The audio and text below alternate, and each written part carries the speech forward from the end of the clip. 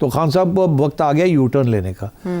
और अगर U turn अभी नहीं लेंगे और ये कंटिन्यू, तो मैं समझता हूँ कि फिर विद इन द मंथ और सो वो दूसरा पहलू भी जो है ना लिंकिंग का, वो भी हो जाएगा। लिंकिंग यानी साथ दोनों का ट्रायल और फिर फौजी अदालत के हवाले, जिसका इशारा ख्वाजा आसिफ भी दे चुके हैं कि दोनों का एक साथ ट्रायल होना चाहिए। हो सकता है। तो सिट साहब, ये 2 दिन हैं 12-13 दिसंबर, जिसकी डेडलाइन बानी पीटीआई ने दी थी कि आप मेरे 2 मुतालबात माने और आप जुडिशल इंक्वायरी कराएं इन 2 वाक़यात की, और वो जो अंडर ट्रायल कैदी हैं उन्हें रिहा करें, और इन 2 दिनों में ही कोई ब्रेक थ्रू होना है मुज़ाकरात का, आपस में बातचीत का, ताकि वो कॉल वापस ले सकें, या कम से कम जैसे आप कह रहे हैं उन्हें यू टर्न लेना पड़ेगा तो एक सेफ पैसेज मिल सके फेस। देखिए, जुडिशल कमीशन तो बनाने में कोई हर्ज नहीं है ना। हाँ। वो तो बनाई जा सकती है, मगर कैदियों को छोड़ना जो है वो has to be part of a bigger deal. तो अगर इमरान खान ये समझते हैं कि दोनों पहले डिमांड्स मेरे मीट करें फिर मैं कॉल ऑफ करूँगा, तो शायद ऐसे नहीं होगा। हो सकता है कि एक डिमांड जो है वो पहले एक्सेप्ट हो जाए। अच्छा।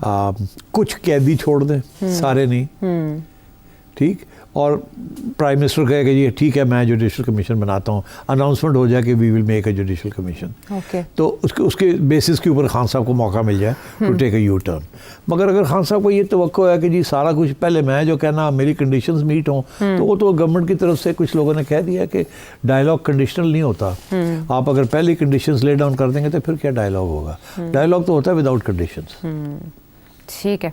अच्छा, मीनवाइल जो ये कोर्ट मार्शल है, इसको भी बड़ा इंटरेस्ट के साथ देखा जा रहा है कि तारीख़ में ऐसा पहली बार हुआ है, लेकिन कुछ लोग ये समझ रहे हैं कि ये असल वाक़यात या असल जो सीरीज़ है उससे तवज्जो हटाने के लिए है, इसमें कोई फ़ाइनल राउंड नहीं होगा या सज़ा नहीं होगी। आप भी ये समझते हैं अब अगला मरहला, क्योंकि अभी तक जो इल्ज़ामात जिनके तहत इंक्वायरी वो करप्शन के हैं, वो आर्मी एक्ट की खिलाफ वर्जी के हैं, सीक्रेट एक्ट की, इसके अलावा सियासत में मुदाखलत के हवाले से अभी बात मुकम्मल नहीं हुई, तो अगले मरहले में आप समझते हैं कि वो भी मुकम्मल होगी और फिर वादा माफ गवाह बनने का मरहला आएगा? अगर खान साहब यू टर्न नहीं लेते ये सारी चीज से, अच्छा। ये जो लड़ाई झगड़ा उन्होंने छोड़ा हुआ है, यू टर्न का मतलब क्या है?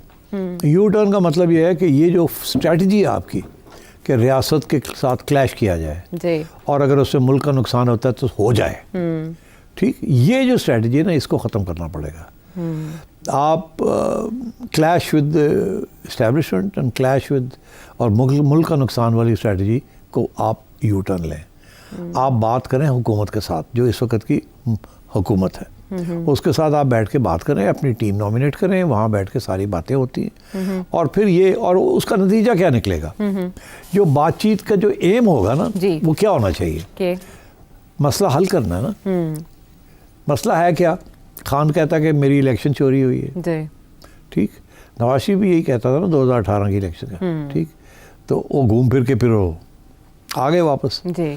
अगर वो उस वक्त बॉयकॉट कर देते और गालियां देते तो फिर कभी भी नहीं होना था जी। उन्होंने रास्ते निकाल लिया। तो खान साहब को भी अब वो जो डिमांड है ना जी, फौरी इलेक्शन कराओ और 26th अमेंडमेंट वापस करो, ये नहीं होना। अभी ये रखे भी नहीं जा रहे मुतालबा, अब रखे थे ना अभी पहले, हाँ। तो वो यही है, कभी ये रखते हैं कभी ये रखते हैं, देखते हैं कहाँ मछली फंसती है। मछली नहीं फंसनी, इज नॉट बाइटिंग।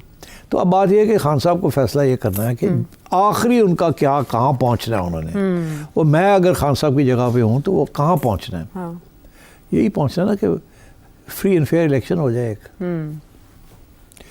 अभी भी तो खान साहब कहते हैं ना कि जी मेरी मैंडेट मुझे दें, मतलब ये है कि एक फ्री इलेक्शन करा दें फॉर्म।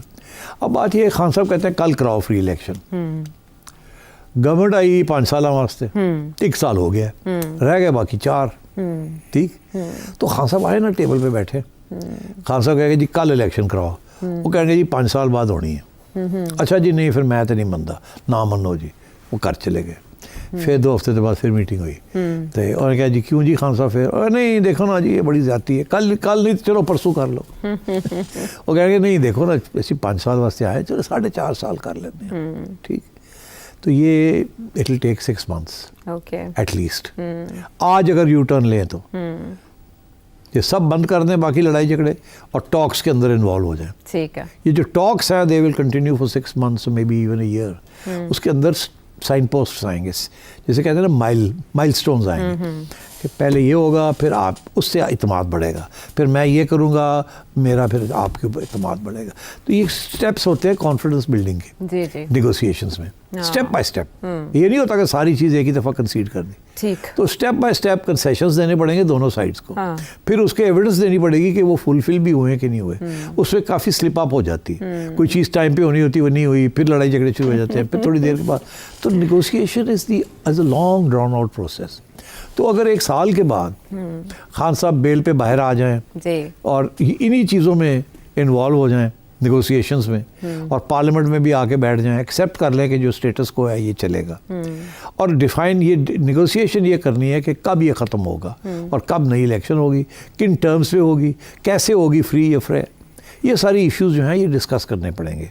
तो ये डिस्कस कर लें, फिर एक फ़ैसला हो जाए कि जी चले 5 साल नहीं तो 3 साल में डन हो जाए। ये कहते हैं आज नहीं तो 3 साल में हो जाए, या 2.5 साल और दे दें इनको, क्योंकि ये भी नहीं छोड़ेंगे ना, ये भी तो चाहते हैं कि अगली इलेक्शन में इनका भी कुछ हिस्सा बने ना। हाँ। ये कोशिश कर रहे हैं कि मईशत चल पड़े, कोई थोड़ी सी इन्फ्लेशन गिर जाए, महंगाई ख़त्म हो जाए, लोगों को नौकरियाँ मिलनी शुरू हो जाए, कोई ग्रोथ शुरू हो जाए, ताकि इनके भी कुछ चांस रह जाए। नहीं तो इस वक्त तो लाइन पिटी हुई है इन बेचारों की। तो सेठ साहब, पहले तो जब भी इस तरह की कोई बातचीत होती थी तो उसका कोई गारंटर होता था, और आपको पता है पाकिस्तान की तारीख में गारंटर कौन रहा है, लेकिन अब की बार तो उनकी गारंटी ही देनी पड़ेगी। तो पीटीआई की गारंटी कौन देगा? जैसे हुकूमत भी ये कह रही है कि आप तो बात पे कायम नहीं रहते, यू टर्न ले लेते हैं, तो पीटीआई के साथ बातचीत आगे कैसे बढ़ेगी? कौन जिम्मेदारी लेगा? बिल्कुल सही है। एक्चुअली पीडीआई की गारंटी भी कोई नहीं दे सकता और उनकी भी गारंटी कोई नहीं दे सकता, लेट्स बी ऑनेस्ट। यहाँ ही सारा मामला यही मसला है, क्योंकि दो आप समझे, एक मूवमेंट है, एक इदारा है जी, या तो पार्टी होती ना, हाँ, क्योंकि वो जो दूसरा इदारा है वो भी एक किस्म की पार्टी है, तो फिर बातचीत हो सकती। मगर वो जब वो चाहें वो बन जाते हैं, जब वो चाहें वो इदारा बन जाते हैं। इधर ये है कि जब ये चाहे मूवमेंट बन जाते हैं, जब ये चाहे पार्टी बन जाते हैं। और वो भी पार्टी कभी वो एक नाम से आती है, कभी दूसरे नाम पे बन जाती है, कभी रिजर्व सीट्स मिल जाती हैं, कभी नहीं मिलती, तो इनको भी नहीं पता कि हम आ रहे हैं जा रहे हैं। हाँ। तो इसलिए मैं समझता हूँ कि ये सारी क्लैरिटी अब होनी चाहिए। हाँ। और सारे पत्ते खान साहब के पास हैं। हाँ। और पत्ते काटने जो है ना वो इस्टेब्लिशमेंट लेके बैठी हुई है। खान साहब यक्का मारते हैं, वो दुक्की के साथ काट देते हैं उसको। वो फ्लश है ना, गेम ऐसी होती है। हाँ। तो वो अब त्रुप चाल जैसे कहते हैं। तो अब यक्का भी आपके पास हो, दूसरे के पास त्रुप हो, तो वो दुक्की के साथ काटते हैं। बस यही चल रहा है, जब वो रूल्स चेंज करते हैं तो दूसरे गेम चेंज कर देते हैं। गेम चेंज हुई है मिडिल ईस्ट में भी, बहुत इंटरेस्टिंग सिचुएशन वहाँ डेवलप थे। इस पर तबसरा सेठी साहब का एक ब्रेक के बाद। शो में साथ देने का शुक्रिया। सेठी साहब, शाम की सिचुएशन दिलचस्पी का महवर पूरी दुनिया के लिए, खुसूसन मिडिल ईस्ट के लिए, क्योंकि आलमी थिएटर है, इसमें बहुत सी कुव्वतें इन्वॉल्व हैं। मुझे आपसे ये जानना है कि यकदम कैसे वहाँ सिचुएशन चेंज हुई, इन शॉर्ट में पूछूं, और आगे क्या होगा, इसका अगला टारगेट क्या है? जी हाँ, मैंने इसको बड़े गौर से स्टडी किया है और मैं कन्विंस्ड हूँ, यकीन है मुझे कि ये यकदम नहीं हुई। लगता है ऐसे है कि यकदम हुई है, मगर एक्चुअली इसकी प्लानिंग काफ़ी अरसे से हो रही थी। अच्छा। अब अगर मैंने कोई हवाला देना है तो मैं हवाला वही देता हूँ कि जो हमास और हिजबुल्लाह की अटैक हुई थी और जो सारी दुनिया कह रही थी, इसराइली इंटेलिजेंस को पता ही नहीं चला।